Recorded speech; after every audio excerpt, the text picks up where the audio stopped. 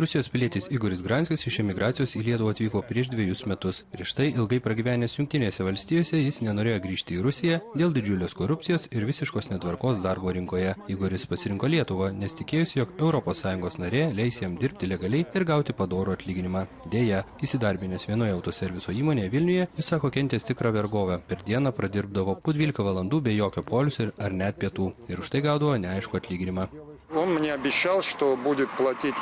Kada paruošė sutartį, jis pasakė, tu sutinki, kad aš tau mokėsiu minimalų užmokestį į kortelę. Žinoma, jokių problemų, o kitus duosiu grinais. Na, koks man skirtumas, sakau. Tačiau per visus metus, jei nė karto nesumokėjo į kortelę, tiesiog davė grinais. Tačiau aš visą laiką pasirašinėdavau. Tuo metu vyriausybė teigia, kad su šešėlinė ekonomika kovoti pavyksta ir rezultatai gerėja, nors bendra suma vis dar siekia kone 200 milijonų eurų. Šešėlis Lietuvoje dar pakankamai didelis, bet sparčiai traukiasi, tuo tikrai reikėtų pasidžiaugti. Ir paskutiniai duomenys OECD tyrimo, tai kad šešėlis Lietuvoje jau yra mažesnis negu Estijoje, tuo tikrai reikėtų pasidžiaugti. O tam, kad šešėlis trauktųsi dar labiau, vyriausybė parengė eilę priemonių. Bet čia reikėtų atkreipdėmėsi, kad kiekvienas iš mūsų, kiekvienas sąžiningas verslas, kiekvienas sąžiningas ir pilietiškas žmogus taip pat yra labai galingas. Ir nebūkite abejingi šešėliui ir manau, kad laikui bėgant jis Lietuvoje išnyks. Tai koks jis dabar Lietuvoje? Kokios sumos? Yra įvairių vertinimų, įvairiai tas šešėlis skaičiuojamas, bet vertinama, kad jisai gali sudaryti net 1/4 visos ekonomikos. Tai tam, kad jis išties trauktųsi, tai yra kiekvieno iš mūsų pareiga. Valstybinė mokesčių inspekcija nustatė, kad pernai biudžetas neteko apie 198 milijonų eurų nesumokėtų mokesčių. Pagal skaičiavimus, šios sumos užtektų tam, kad būtų galima net 1290 eurų padidinti medikų mėnesinį atlyginimą arba 500 eurų mokytojų. Už tokią sumą taip pat būtų galima padidinti kiekvieną pensiją 28 eurais.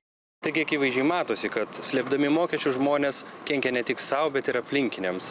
Ir flirtuodamas su šešėliu, ateityje ir liksi tik šešėlis.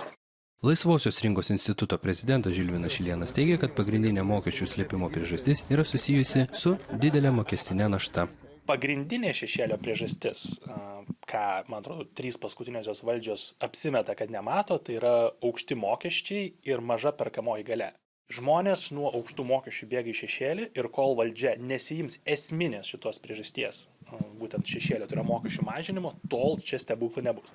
Tačiau sumažinus mokesčius sumažėtų įplaukos į sodrą. Tai lyg uždaras ratas, dėl didelių mokesčių dalis traukiasi į šešėlį, o dėl didelio šešėlio valdžia negali garantuoti orių algų medikams, mokytojams, pensijų senjorams. Todėl valdžiai tenka svarstyti mokesčių kėlimą. Bene labiausiai dėl slėpiamų mokesčių kenčia pensijas gaunantys senjorai. Tačiau ši vyriausybė gali ir dar labiau paploginti jų gyvenimą. Seimo biudžeto ir finansų komiteto pirmininkas Stasys Jakeliūnas kritikuoja naująją pensijų reformą, pagal kurią siūloma mažinti įmoką sodrai.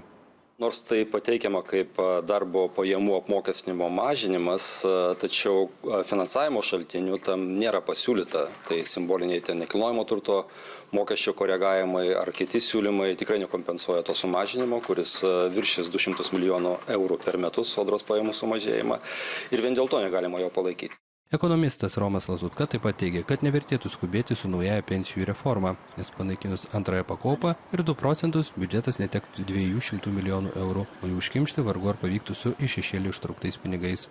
Vietoje tokių pertvarkymų, kurie iš tikrųjų reiškia perdėliojimą iš vienos pensijų sistemos kišenės į kitą, reikėtų žymiai rimčiau užsiimti šešėlinę ekonomiką, šešėlinę darbo rinką, todėl kad apie 1/5 darbų yra nedeklaruojami arba nepilnai deklaruojami atlyginimai. Tai reiškia didžiuliai pinigai, bet tai nėra tiesiog susijęta su tokiu pertvarkymu. Nereiškia, kad dabar tuos pinigus reikia paimti iš sodros ir tada ieškoti šešėlyje.